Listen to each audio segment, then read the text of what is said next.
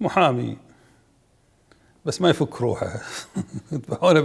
يذبحونه بالقضايا. يعني محامي، أنا محامي. أنا من تقاعدت من الجيش صرت محامي. دخولي مجلس الأمة يعني كانت مرحلة يعني مكملة لشخصيتي المتنوعة الثقافة. يعني أنا رجل يعني ثقافتي عسكرية، قانونية، أدبية، سياسية. فكان مجلس الأمة محطة من محطات يعني حياة ناصر دويلة.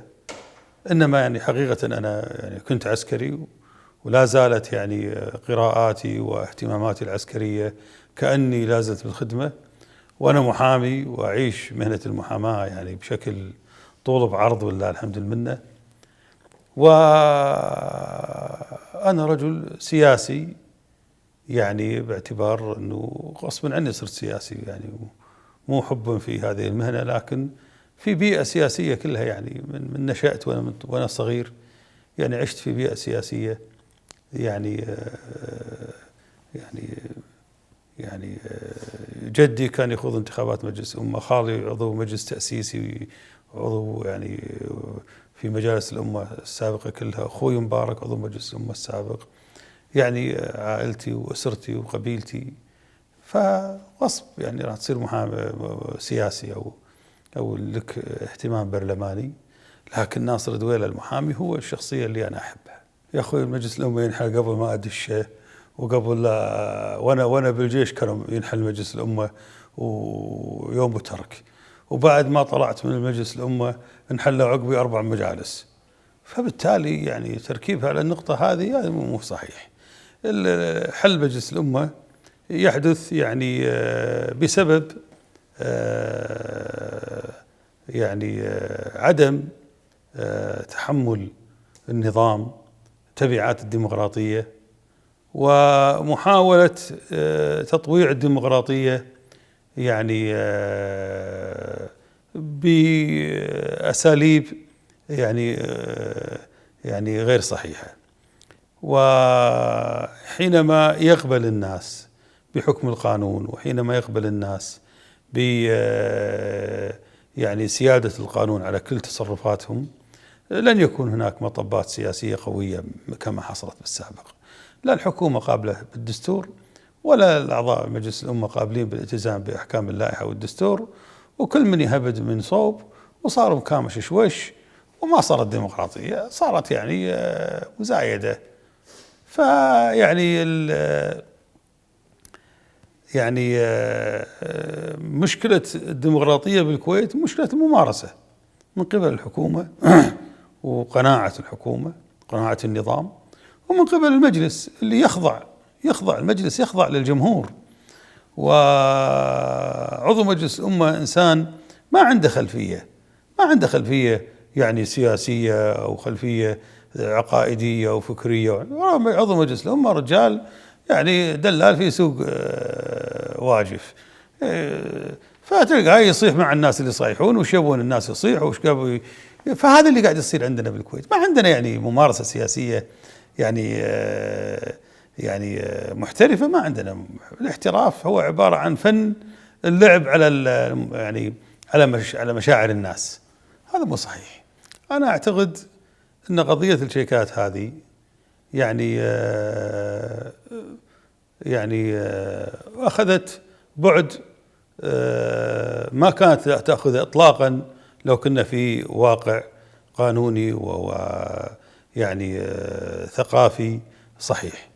أنا طلعت بالتلفزيون وحطيت الشيك على صدري هني وقلت لكم هذا شيكي أنا، وأنا أخذته، وأنا محامي، وأنا القانون ما يمنعني، والدستور ما يمنعني، واللائحة الداخلية ما تمنعني، وقبلي 100 عضو كانوا يعني وكلاء ومحامين عن الشيوخ، وبعدي 100 عضو راح يصيرون وكلاء ومحامين عن الشيوخ. شو القصة اللي صارت هذه؟ لكن كانت الناس تبحث عن شخص يعني تفترسه، بس وقعوا بالشخص الغلط. أنا افترست فيصل مسلم، وافترست المجلس، وافترست الشعب، ولا خايف من أحد. افترستم اني وقفت طلعت قدامهم قلت نعم هذا اللي فمه خير، واللي يقول انا رجال، واللي يقول انا ولد ابوي، واللي يقول انا شخص وطني، يروح يقدم بلاغ حق النائب العام وشوف شو يصير فيه. انا انسان محامي، هذا امارس مهنتي بالعمل المحاماه شكل ما هو وضح لي القانون، ولا اكو قانون. يعني انتم اذا كان الدستور ما يمنعني اني اكون محامي لاحد رموز السلطه، واذا كانت اللائحه الداخليه ما تمنعني اني اكون محامي لاحد رموز السلطه، واذا كان العرف والممارسه السياسيه اللي استمرت بالكويت قبلي وبعدي ومستمره ما تمنع انه يكون عضو مجلس الامه محامي لاحد رموز السلطه، شنو تبون تجون عندنا ناصر دويله؟ انتم وقعتوا بالشخص الغلط. وبالتالي يعني هذه كانت المجلس 2009 او 2008 كان هناك صراع بين اقطاب الاسره، كل اللي حصل كان صراع اقطاب الاسره، صراع بين جناح ناصر محمد في الاسره، وصراع بين جناح احمد الفهد بالاسره، وصراع بين جناح ناصر صباح الاحمد بالاسره، وصراع وهذه كلها صراعات شيوخ، واللي تشوفهم كلهم ادوات الشيوخ. كل واحد طلع بالتلفزيون وقاعد يتكلم وكذا، كله عبارة عن محرك وراه محرك من محركين الشيوخ. يبا أنا موجود ولا زلت موجود، ولا زلت أتحدى، ولا زلت أقول اللي يقول أنا شخص وطني، اللي يقول أنا إنسان يفتل شاربه يتعرض يجي كلهم. شنو أعرف معارضة ما معارضة؟ أنا رجل ما عندي شيء أخفي لكم، أنا رجل تحديت ولا حد قبل هذا التحدي. أنا رجل وقفت قدام التلفزيون قدام الناس كلها، ما دسست نفسي يمين ويسار، طلعت على طول بالتلفزيون وقلت اللي قاعد يتكلم الكلام هذا يعني يقابلني في أروقة المحاكم ولا حد تحرك. مع ذلك القضية هذه أصبحت من الماضي، وأصبحت يعني إحيائها يعني وأنا خاصة أني طلعت بالتلفزيون وقلت لأجل يعني خاطر الأخ أبو فيصل علي المسلم وأم فيصل، أنا سامحت فيصل وخلاص، صفحة طويتها بكل آلامها لكن طبعا في ناس يبحثون عن القشور هذه، وكأن الكويت يعني وقفوا عندي أنا ناصر، لأني أنا كنت رقم صعب جدا عليهم، ما حد قدر يهزمني لا نفسيا ولا فكريا وأي كلمة قلتها كانت صحيحة، أي كلمة كنت أقولها كانت تطلع صحيحة، أي موقف اتخذته ما تراجعت عنه ولا تلونت فيه، أطلع وأقول هذا الأمر غلط ولا راح يصير. ما أواجه الجمهور كان متعود أن عضو مجلس الأمة يصير عراقوز، يلعب شكل ما يبي الجمهور. هذا الكلام ما يصلح معي. أنا رجال لما دخلت الحياة السياسية دخلت وأنا رجال عود، ما دخلت وأنا شاب صغير لا يعني أقبل بالمهاترات وأقبل بالأمور هذه ولا أقدر أتلون. أنا رجل عسكري، الوضوح جزء أساسي في الحياة العسكرية، لا بد تكون واضح. يعني غدر وخيانة يعني ما تعرضت غدر وخيانة. يعني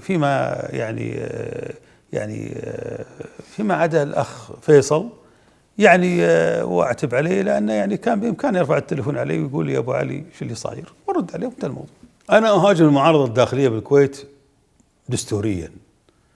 أنا أقول أن الممارسة الدستورية ما أحد يقدر يهاجمها إطلاقا ولا أحد يقدر يعترض عليها، لكن حينما تخرج عن إطار الدستور ما ينبغي أن تكون لك أنت اللي خلاك تتكلم، واللي أعطاك الصلاحية، واللي خلاك يعني تمارس هذا النقد الجارح والنقد اللي يعني الشديد هو الدستور، فلا تخرج عن الدستور.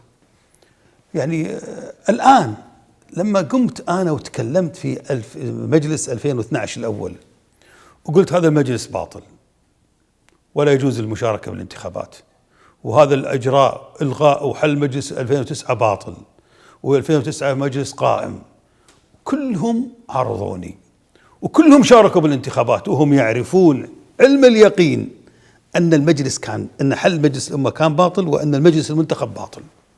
وقلت لهم راح أطعن على هذا الأمر، وأنا يعني هذا الأمر مو قلت حق المجلس، ما قلت حق المجلس، أنا رحت حق الحكومة كلها، رحت حق الأمير، رحت حق ولي العهد، قلت لا هذا الأمر باطل، ما يجوز المضي فيه إلى أقصى درجة، ما يجوز الحكي هذا.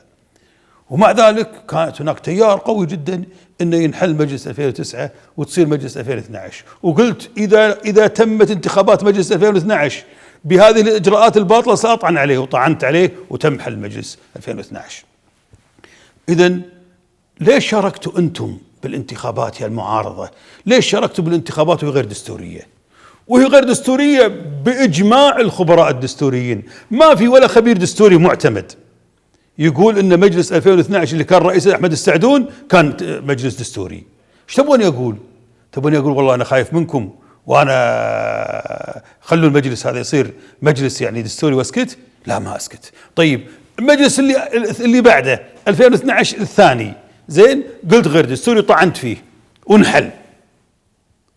طيب لما صار المجلس اللي بعده 2013 مجلس دستوري، ليش يعني أطعن عليه أنا؟ مجلس دستوري. طيب أنتم قاطعتوه يا المعارضة، ليش قاطعتوه؟ قالوا هذا ما يجوز، يجوز نص. لما كان أول ما يجوز قولا واحدا لا خلاف فيه كلكم شاركتم على أمل أنكم تصيرون تكسبون الجولة. لما تغيرت المعادلة وأصبحتم أنتم تبون تفرضون أمور أخرى زين، يعني ما قدرتوا عليه ولا تقدرون عليها أصلا. وبالتالي أنا أعتقد أنه ناصر الدويلة موقفه واحد، اللي يمشي مع الدستور أنا معه، واللي يمشي ضد الدستور أنا ضده. هذا هم قاعد يقرقعون الحين الطبطبائي ورموز المعارضة كلهم الديني، محمد هايف والطبطبائي والتيار الديني الموجود في المعارضة، ما كلهم يؤيدون الاتفاقية الأمنية ويؤيدون اتفاقية الاتحاد الفدرالي والكونفدرالي. هذا أنا أعارضه. ليش أعارض الاتحاد الكونفدرالي وأعارض الحكومة وأقول الحكومة إذا سوت هذا الكلام باطلة والعمل باطل والأمور كلها باطلة؟ ليش ما أمشي مع التيار وأقول هم باطل غير دستوري؟ لكن الشيء اللي فيه لعب على الذقون أنتم ما عندكم مشكلة تمشون فيه. أنا أعتقد ولا موقف غير دستوري أيدت أبدا، ولا موقف دستوري عرضت أبدا. هذا الموقف اللي بيني وبينكم. أنا رجل قانون ورجل دستور. تقول لي والله يا أبو علي وإذا كان قضية شرعية أنا أقف عندها، قضايا الشرعية وقف عندها، ما أقدر يعني الربا من الربا والخرابيط هذه ما أقدر أمشي عليها. وعندكم مثال بسيط على ناصر الدويلة. ليش أنتم رايحين تفترون وتدورون كلام باطل؟ لما قضية الحجاب الوزيرتين وذاك الوقت أنا ما كان لي أي صفة إسلامية ولا كان لي أي هوية إسلامية ولا كان لي أي شيء، كنت واحد من الناس اللي ما كنت أتاجر في الدين ولا كنت أتاجر في الهوية الإسلامية. لما جاء حجاب الوزيرتين كان الأغلبية حق الحكومة، من اللي عارض؟ أنا اللي عرضت. طيب ليش عرضت ذاك الوقت؟ وكان ذاك الوقت بداية المجلس، في بداية المجلس، في أول جلسات المجلس. ليش عرضت أنا؟ قلت سألتوني سؤال قانوني، هل الوزيرتين متحجبات؟ والله لو اني عمى ما اشوف اقول لكم مو محجبات الوزيرتين. شلون اقول لكم محجبات؟ وبالتالي ناصر الدويلة ما يتلون لا مع هذا ولا مع ذاك. تمشي عدل انا معك، تمشي غلط انا ما معك، مع الحكومة مع المعارضة مع اي واحد ثاني. لكن اجترأت الحكومة. انا قلت لكم هذه حكومة سكتم بكتم، هذه حكومة دراويش، هذه حكومة يعني كل الحكومات يعني اللي مضت كلها طبعا يعني ويشمل الأمر كله، يعني سواء كان ناصر محمد أو كان جابر المبارك أو أحمد الفهد أو الرموز اللي كانت تلعب في الأعضاء ذاك الوقت يمين ويسار. أقول لكم نقطة واحدة، ناصر دويلة ما هو متلون. أنتم ما كنتوا تقولوا لي بتويتر وبهذا أنت عيبك أنك صريح. أنا صراحتي هذه، أنا قابل بالعيب هذا. أنتم ما تبون إنسان صريح، آمنا بالله أنا خليتكم وقعدت في بيتي ومارس عملي بالمحاماة ومارس عملي الفكري ومارس عملي يعني الثقافي. أما قصة إني بقعد أتبعكم، لا ماني تابعكم. أنا رجال متجاوز عمر 60 سنة ورجال مالي بحاجتكم بفضل الله ورحمته، والله مغنيني عنكم عن شعبكم عن حكومتكم. يا ربي لك الحمد والشكر. المعارضة كان عندها مشروع إسقاط الحكومة وإسقاط المجلس، فشلت. المعارضة فشلت لأن الشعب ما قام معها. تقول لي والله المعارضة فقدت شعبيتها، ما فقدت شعبيتها، بس الشعب ما تجاوب معها.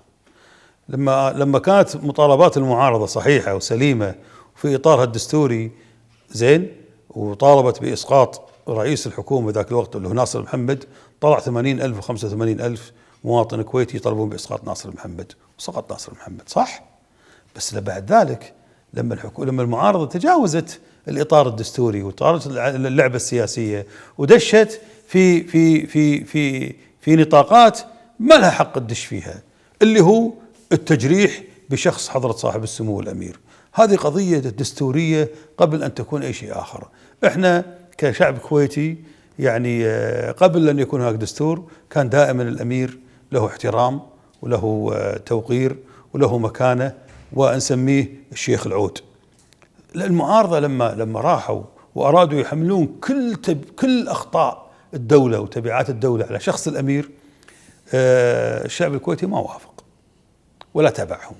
لذلك المعارضة فقدت الزخم من يوم ما حولت بوصلتها اتجاه نقدها من الحكومة والممارسة السياسية إلى شخص الأمير، وبالتالي إحنا كشعب ما قبلنا القضية. لما كانت المعارضة تطلع ويطلع معاها 80,000، كان منه المهاجم اللي كانوا يهاجمون الحكومة، يهاجمون ناصر محمد، يهاجمون محمد الفهد، يهاجمون أي واحد. هم لا يعرفوا يهاجمون محمد الفهد، يعني ما يهاجمون أحمد الفهد، يهاجمون ناصر محمد، وأخيرا يعني جابر المبارك. لكن الآن المعارضة فقدت الزخم لأنها فقدت المصداقية. أنتم معارضة سياسية تمارسون العمل في إطار الدستور، ليش تخرجون عن الدستور؟ ليش خرجتوا عن الدستور؟ ما كان ينبغي إطلاقا أن تخرج عن الدستور وتسلك هذا السلوك الغريب في الحياة السياسية الكويتية. مهما كانت تحليلك للأمور، الدستور يمنعك، يقول لك هذا الخط اللي توقف عنده، أنا هذا الخط اللي أوقف عنده بالضبط، هذا الخط اللي أنا أوقف عنده اللي هو حدود الدستور. فبالتالي يعني فقدت زخمها. الآن ايش تبي تقول الحكومة؟ المعارضة كانوا أول يهاجمون الوزراء وكنا احنا معاكم، وتستجوبون الوزراء وكنا احنا معاكم، رفعتوا السقف شوي صرتوا تهاجمون رئيس الحكومة وحنا كنا معاكم، وصرتوا تستجوبون رئيس الحكومة وحنا كنا معاكم، ورفعتوا السقف مو حيل، شلعتوا السقف. ما كانوا يقولون شلع السقف، شلعت السقف. إذا أنت صرت بدون غطاء سياسي دستوري، بدون غطاء قانوني، ففقدت القوة مالتك. لذلك أنا أقول احنا في الدستور عندنا مجال واسع جدا أن نمارس النقد ونمارس المحاسبة ونمارس كل حاجة. طبعا غير دستوري، خطاب غير دستوري، رضيتم ما رضيتم غير دستوري. والأخ مسلم يعني أخ عزيز علي، وأنا يعني لي تاريخ معه أكثر من الباقين كلهم، لكن مسلم في هذا الخطاب غير دستوري، ما كان يلتزم بحدود الدستور. والله يعينه، وإن شاء الله تعالى يعني يفرج له الله عز وجل قريب. يعني تألمت ولا زلت أتألم لوجوده بالسجن. مسلم ما يستحق أن يكون بالسجن، لكن يعني هو يعني ارتكب عمل والحكم صدر عليه قضائي، وإن شاء الله تعالى يطرح البركة في يعني أهل الخير وأهل حكامنا وينهون هالقضية هذه. مسلم ما يستحق إطلاقا أن يكون بالسجن. ما كانت تحدث من قبل لأن ما كان أحد يوصل حد الأمير. هذه القضية اللي بيني وبين المعارضة ما احنا راضين نتفق على قضية معينة. اللي بيوصل حد الأمير يتحمل مسؤوليته، اللي بيتجاوز الخط اللي حط الدستور الكويتي يتحمل مسؤوليته. أقول الكلام هذا اليوم وباكر وعقب باكر، الأمير خط دستوري ممنوع تجاوزه. الأمير له التوقير، له الاحترام، له يعني كل الطاعة والولاء. تجاوز حدود الأمير، أصلا الدستور ما أعطى الأمير صلاحية ممارسة السلطة مباشرة، ماكو صلاحية الأمير مباشرة. الأمير يمارس السلطة بواسطة وزراء، وبالتالي ما في مجال تحاسب الأمير مباشرة. أنت الناس اللي راحوا حق الأمير مباشرة دفعوا الثمن وخسروا العملية الديمقراطية. شنو خسرنا الآن احنا من مهاجم من خروج عن الدستور؟ خسرنا كل شيء. الديمقراطية بالكويت أصبحت في مهب الريح، الممارسة السياسية بالكويت أصبحت كذبة، ماكو ممارسة سياسية بالكويت. الأخلاق والقيم تجاوزناها بكثير من النفاق والكذب والتجاوز على الدستور. الحدود القانونية واحترام الناس والعلاقة بين الناس تجاوزناها. صار الأخو يشتم أخوه والجار يغير على جاره وابن العم يسب ابن عمه والناس تسب بعضها والناس تخون بعضها. كله لما خرجنا عن الإطار الدستوري والإطار القانوني أصبحنا انتهازيين، أصبحنا يعني كالناس البدائيين التي ما يحكمهم لا دستور ولا يحكمهم قانون ولا يحكمهم علاقات إنسانية واجتماعية. بددنا كل شيء، هذا كله بسبب يعني السلوك اللي بدت فيه المعارضة بالفترة السابقة. أنا أقول لك إياها، المعارضة جزء أساسي ومهم في العملية الديمقراطية، وركن أساسي في أي دولة تحترم نفسها، لابد يكون في هناك معارضة. اليوم عندنا معارضة، بس معارضة باهتة، بدون بريق، بدون إشعاع. معارضة حصرت قوتها وحصرت عملها في الأمير. لما خسرت معركة الأمير طاحت يعني تلعق جراحها. يبا أنا كل يوم أسب الحكومة، ما خلت شيء ما قلت فيهم، كل يوم أهاجمهم، وكل يوم يعني أنتقد أعمالهم، ماكو شيء يمنعني. ما حد وداني حق السجن عشان الحكومة، وداني عشان السيسي، الله لا يبارك بساعته، زين، وداني يعني حق السيسي. لكن السيسي عندهم مادة في القانون يمطونها شكل ما يبون ويردونها شكل ما يبون. لو كان في مجلس أمة ما سووا كذي ولا تجرؤوا على القضية هذه، لكن ما في مجلس أمة. مجلس الأمة الآن يعني جسد بلا روح، فبالتالي ماكو يعني الروح الوطنية والروح اللي تحاسب الحكومة بجدية ما موجودة هذه. شوف، الملف المصري احنا ما تعرضناه بما يخالف قيمنا الدستورية. قيمنا الدستورية ونظامنا القانوني ونظامنا القضائي يحرم قتل الناس، ما يجوز قتل الناس. ما حصل في مصر مذابح، ما يجوز تقتل. ليش تقتل الناس؟ ناس كانوا محتجين، ليش تقتلهم؟ إسرائيل ما سوت سواتهم. فهذا الأمر، أنا الكلام اللي أنا قلته متوافق مع قيمنا الدستورية. اللي حصل أن وزارة الخارجية تجاوزت القيم الدستورية بالكويت، وتجاوزت الأمور هذه كلها، وراحت بسلوك ليس سلوك سياسي بل سلوك عقائدي. وناس يكرهون شيء اسمه إسلام سياسي، وناس ما يفهمون شيء اسمه معارضة، ما يفهمون شيء اسمه، هذول جهال في وزارة الخارجية. الجهال اللي في وزارة الخارجية هذول جهال في العملية السياسية، جهال بالدستور، جهال في قيمنا الاجتماعية، جهال في تاريخنا. راحوا حق ناصر دويلة يقدمون فيه محاكمة علشان والله انتقد القتل، وانتقد المذابح، وانتقد إلغاء الشرعية، وانتقد إلغاء الدستور، وانتقد إلغاء الديمقراطية، وانتقد الانقلابات. هذه كلها قيم مؤمنين حنا فيها كشعب كويتي، هذه كلها قيم يعني أساسية في ثقافتنا ككويتيين. لكن لما يكون شخص اللي جبيلك ما عنده ثقافة، أو الشخص اللي جبيلك تتحكم فيه كره للإسلام السياسي وانتماء انتماء غير طبيعي لأعداء الديمقراطية، هذا بيجيك منه أكثر من كذي، بيجيك منهم أكثر من كذي. احنا أسوأ مرحلة مرت في تاريخ الخارجية الكويتية المرحلة هذه، اللي كان فيها يعني تحرك وزارة الخارجية القضايا على الكويتيين، وعلى عشان فكر، ولا علشان التزام بمبادئ دستورية، ولا دفاع عن حقوق الإنسان. هذا تخلف كبير، وأكيد 100% ما راح يبقى هذا. لو يعود مجلس الأمة لن تبقى يعني الممارسة الخاطئة هذه مستمرة، لكن في رقابة مجلس الأمة، يعني يقصد الرقابة والمعارضة من مجلس الأمة، ستجد أكثر من كذي. واللي تحمل القضية هذه المعارضة اللي قاطعت الانتخابات الدستورية. الدستورية كانت انتخابات دستورية، احنا تركناها. من تركناها حقه؟ من حقه تركناها حق الحكومة تلعب على كيفها. منو اللي أعطى الحكومة تلعب على كيفها؟ المعارضة. لو المعارضة مشارك، شوف، لو كان في عضو واحد من المعارضة كان صارت الحكومة خوش حكومة أردى من كذي ما تحصل، حكومة أضعف من كذي ما تحصل. لكن يعني ماكو أحد، ما في الحمض أحد، قامت تشق وتخيط. لو كان في معارضة ما صارت كذي. من هو اللي خلى المعارضة تقاطع الانتخابات؟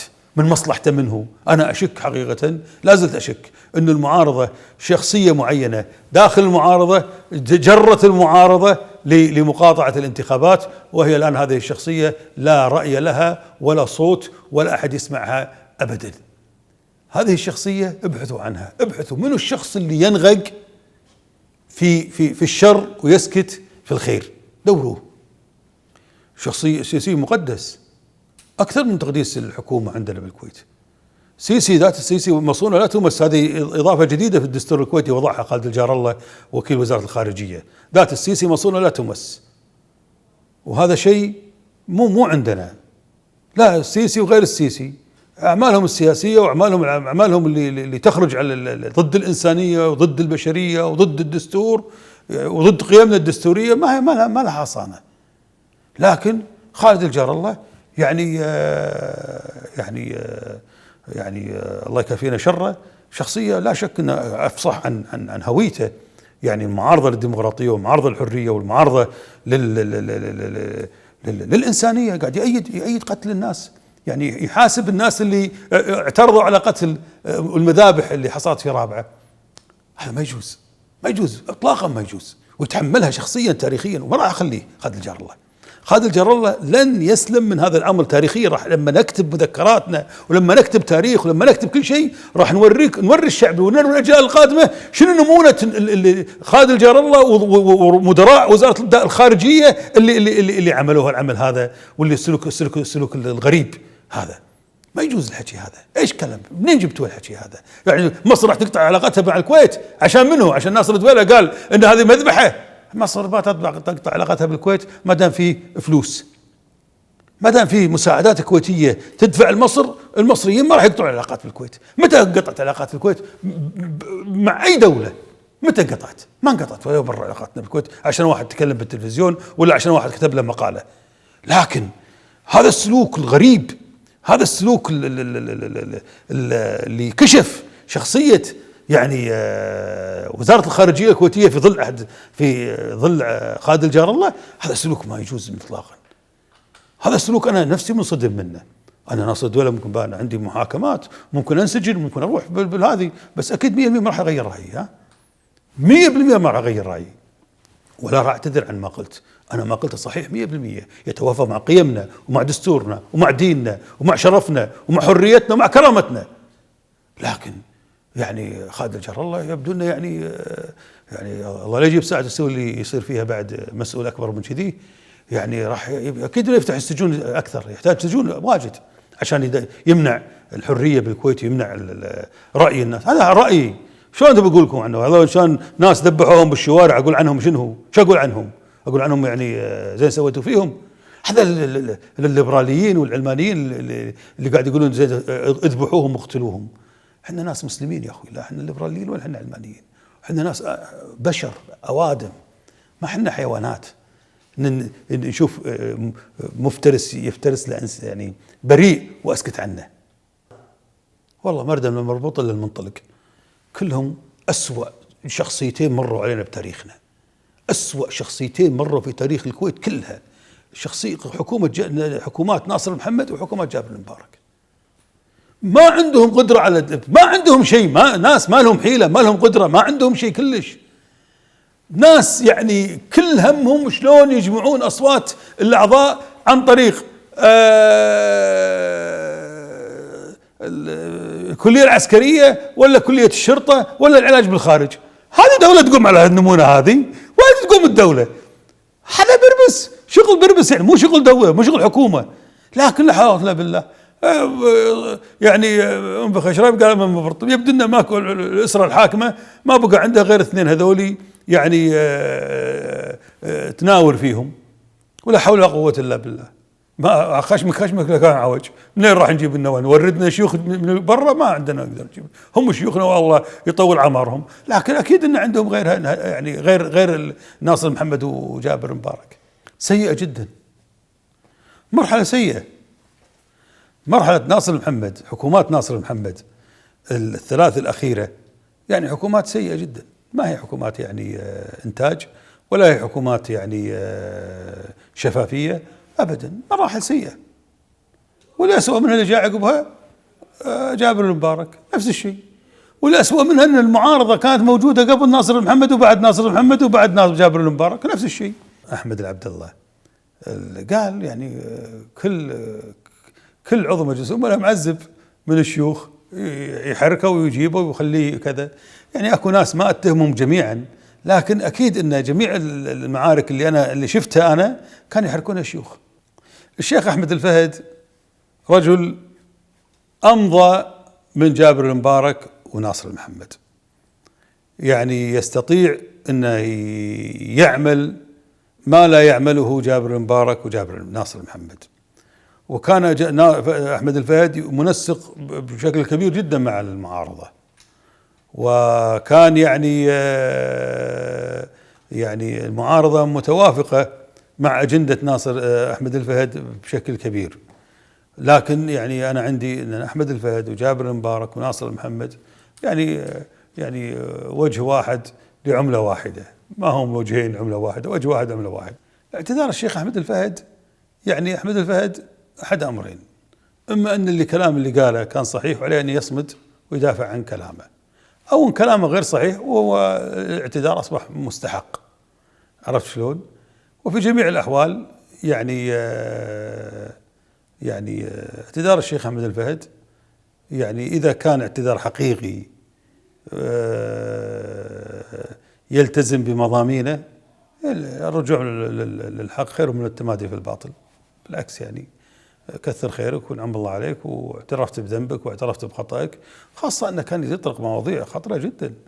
المواضيع اللي طرقها الشيخ أحمد الفهد كانت مواضيع يعني ما ينبغي إطلاقا أن تطرق، يعني ولا خاصة بدون دليل، بدون يعني حتى الصور اللي طلعت كانت صور مفبركة.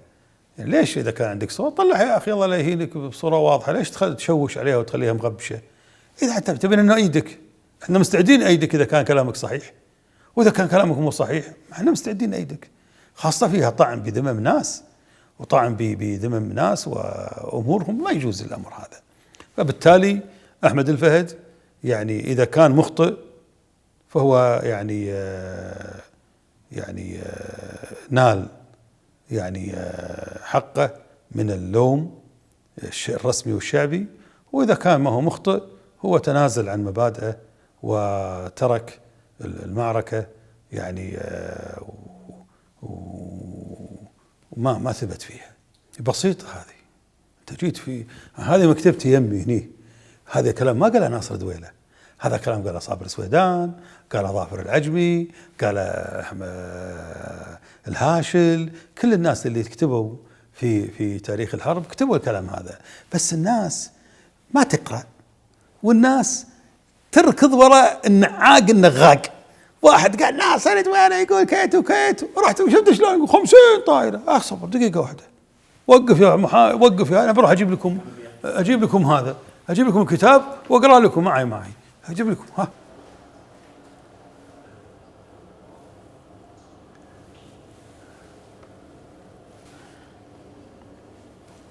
شوف، خليك على هذا، شوف خليك على هذا. الناس ما تقرأ، وفي نفس الوقت لو قلت لها الحادثة الصحيحة ما تقبلها، تبي تركض على الكذابين، يحبون الكذابين.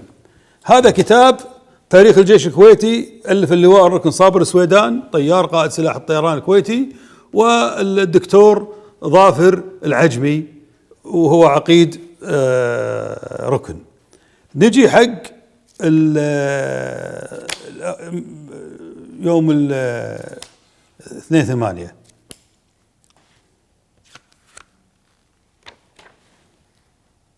خسائر العدو. هذا ملاحم يوم الفداء الكويتي، إعداد العقيد الركن الدكتور محمد عبد اللطيف الهاشم، زين، مطبوع سنة إن شاء الله يكون بين 91، مطبوع سنة 91، يعني صار له الحين ربع قرن. ها مو أنا مألفه جديد. خسائر العدو حوالي 50 طائرة مقاتلة وقاذفة ومقاتلة وطائرات هليكوبتر محملة بالجنود. هذه فيما يتعلق آليات مختلفة بما يعادل كتيبة، زائد أعداد غير محددة محصورة من الأسلحة والمعدات. خسائر العدو سجلها هنا وعمال ديك، شوف خسائر العدو حوالي 50 طائرة مقاتلة. هذا الكلام مذكور قبل ربع قرن، مو ألفته أنا. وكل الناس اللي كتبوا هذا الطبعة، هذه الطبعة القديمة، الطبعة الموجودة الجديدة موجود فيها خسائر العدو. زين، هذا الطبعة القديمة صار لها ربع قرن. فناصر الدولة ما جاب شيء من عنده.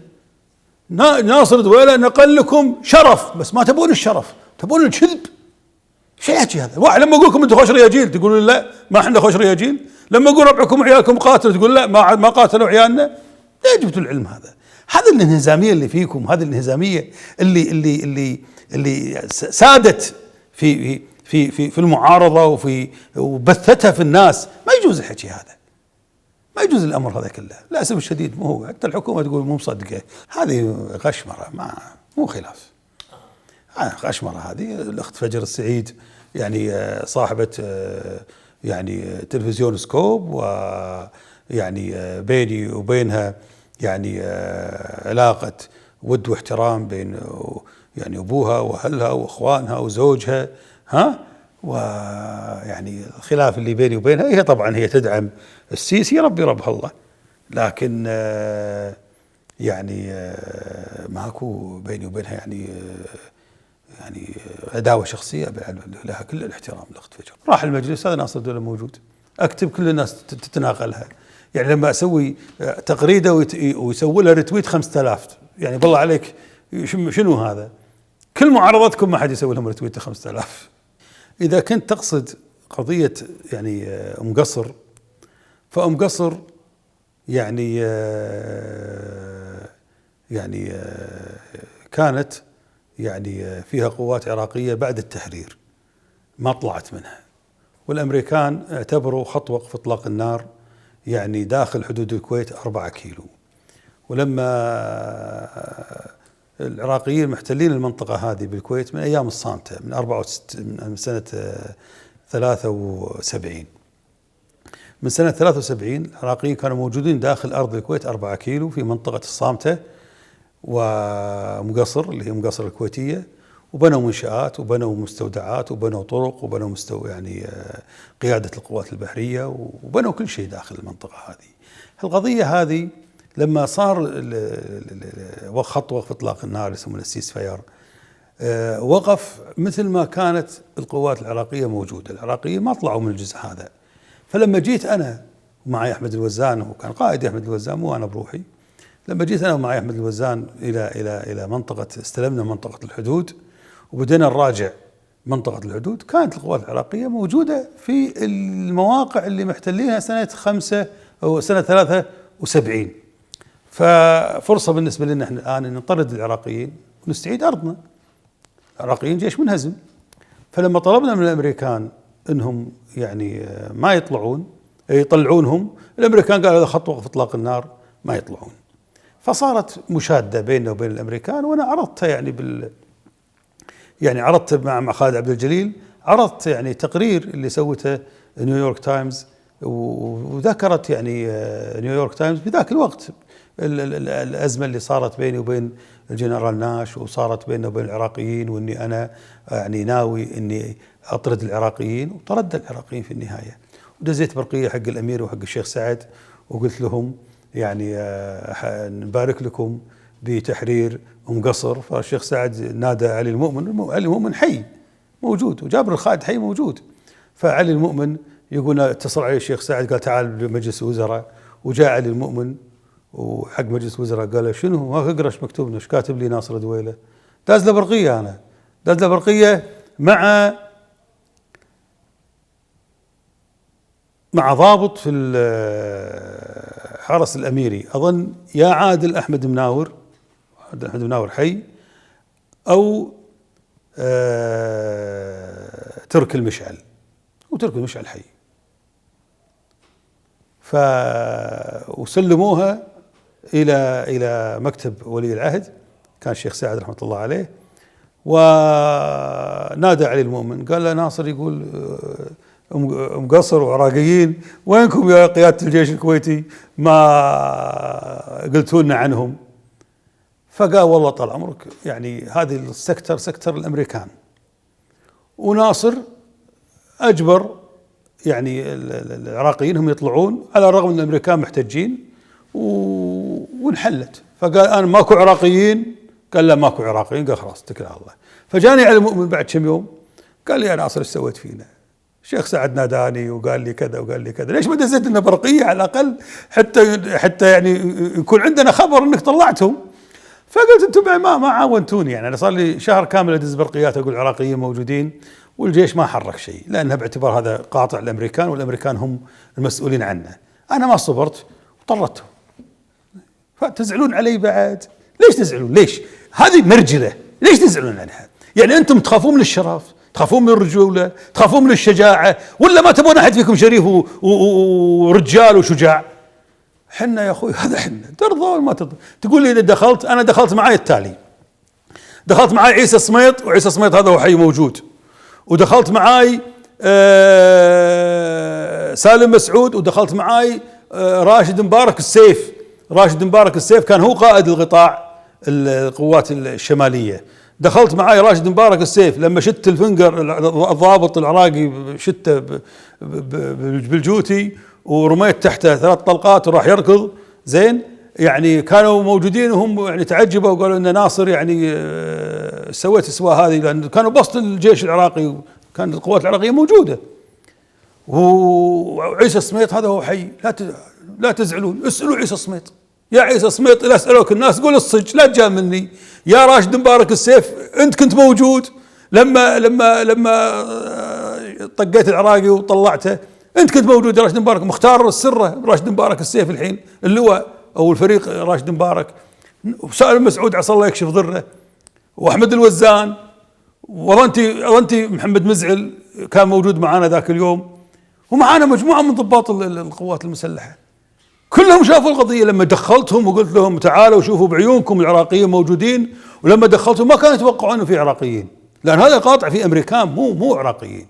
فلما دخلتهم وصاروا بسط العراقيين، ولقيت الرائد جمعه، الرائد بالقوات المسلحه البحريه العراقيه، وانا كنت ذاك اليوم مر عليه وقايل له شفتك ذبحتك. لما شفت جمعه وطلعته من مكتبه يعني دزيته ما طقيته، دزيته وشته فنجر ورميته تحت رميتين وراح يركض، بلاش من الدوخه هذه.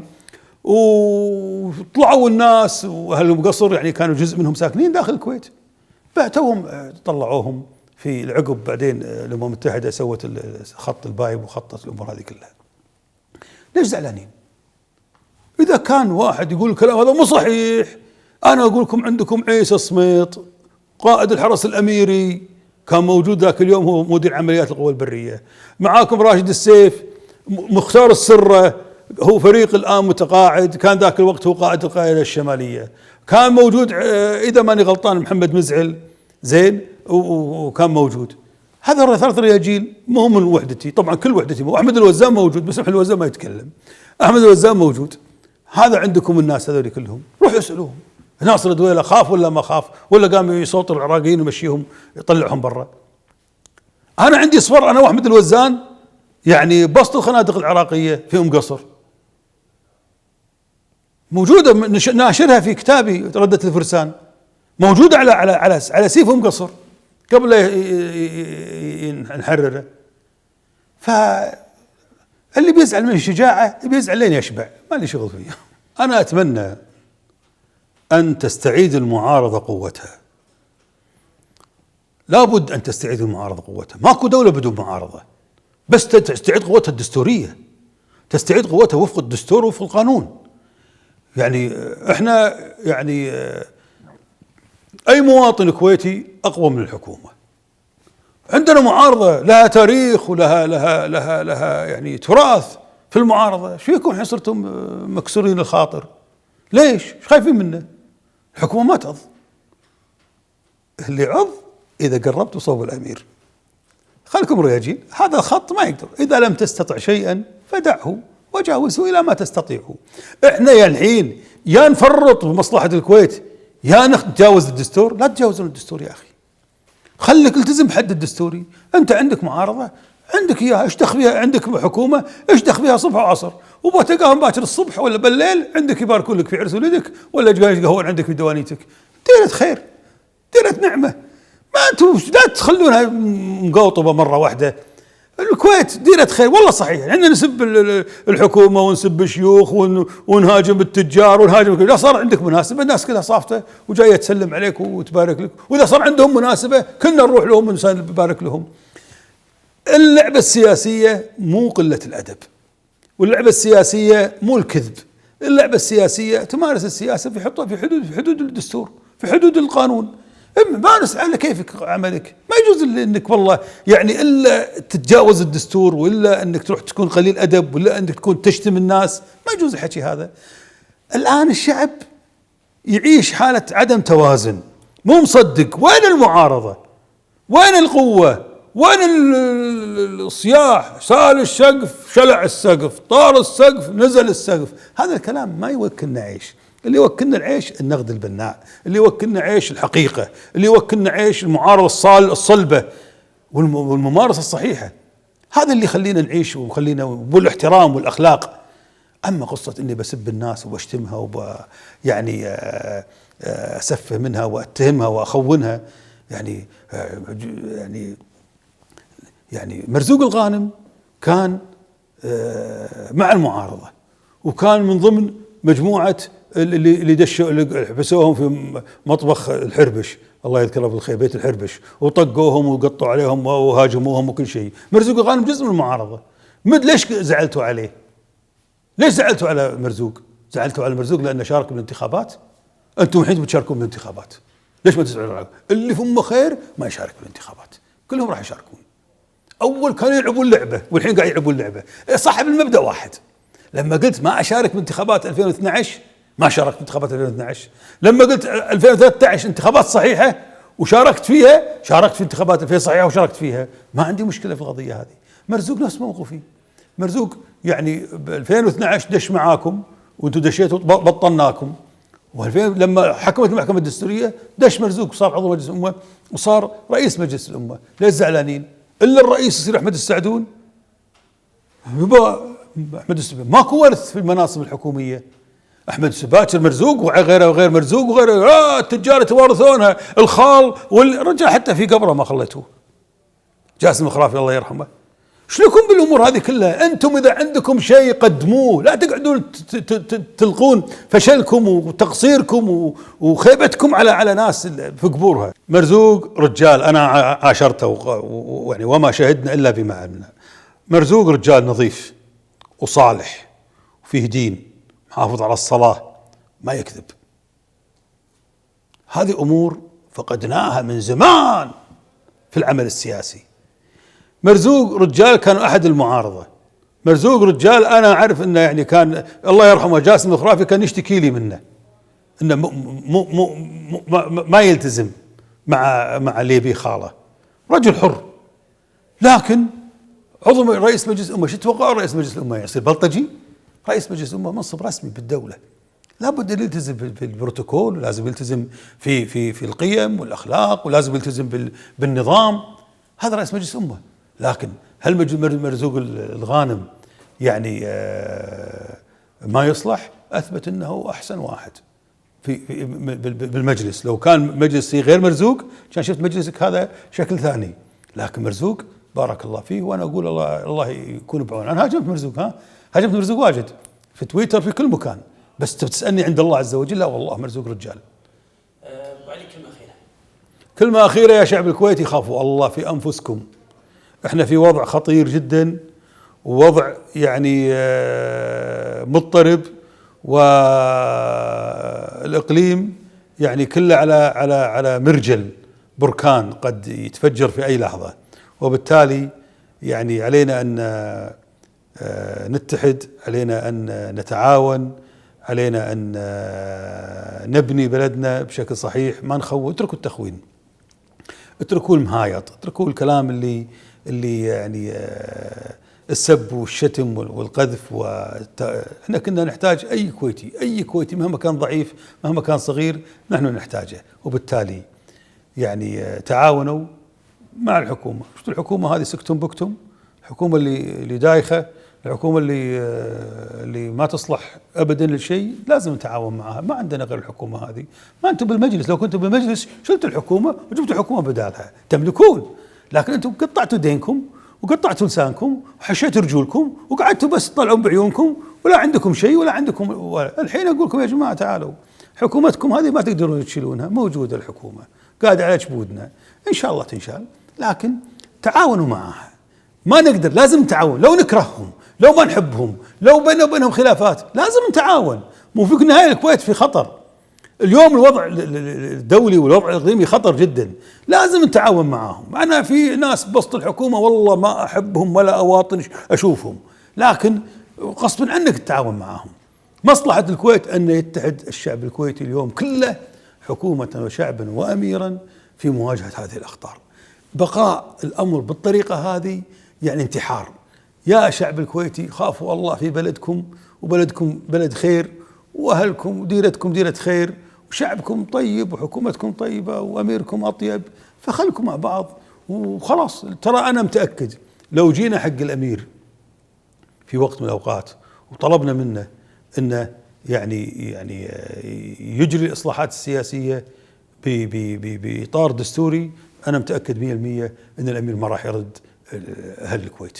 لكن احنا ما جينا بالدرب السنع، جينا بالصياح والنياح، وفي النهايه قعدنا يعني مجردين من اي قوه ومن اي يعني صلاحيه دستوريه، وصرنا نندب حظنا يقول مجلس بصوت، مجلس بصوت انت اللي سويته، انت اللي سويت مجلس بصوت، لو كنت مشارك فيه كان صار مجلس صحيح، لكن انت قطعته. وبالتالي يا شعب الكويت يخافوا الله واتركوا عنكم هاي، اتركوا اي واحد يقول فلان فضيحه فضيحه فضيحه فضيحه، اتركوا عنكم فضايح، اشتركوا بالحياه السياسيه وطلعوكم رجال فيها خير، ما راح تصير فضايح، ما راح يقدر احد يتجاوز الدستور ولا احد يسرق.